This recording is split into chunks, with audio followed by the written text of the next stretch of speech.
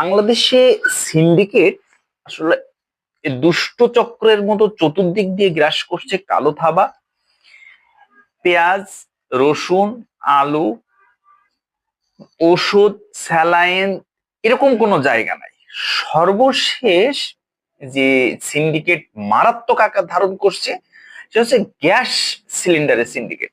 বাংলাদেশে প্রত্যেক বছর প্রায় হচ্ছে 1,44,000 অর্থাৎ 1.44 মিলিয়ন টনের মতো হচ্ছে চাহিদা। এর 80% হচ্ছে গৃহস্থলীর, বাকি 12% হচ্ছে কমার্শিয়াল কাজে, কিছু হচ্ছে গাড়িগুলো এখন ব্যবহার করা, 8%-এর মতো। এর দাম হচ্ছে প্রায় প্রায় 600 কোটি টাকা।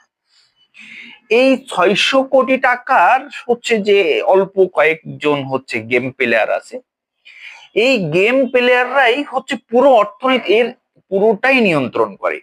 গত 1 মাস ধরে যে তুগলকি কাণ্ড চলছে, এর পিছনে হচ্ছে দায়ী এর পিছনে হচ্ছে দায়ী হচ্ছে আপনার মূলত ওই পরিবেশকরা।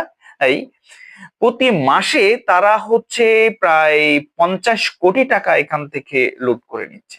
তো এই সিন্ডিকেট বন্ধের জন্য এখনই উদ্যোগ নেওয়া দরকার। জাস্ট ঘাটতি দেখানো বা কৃত্রিম সংকট দেখানো, এটি বন্ধ হওয়া উচিত।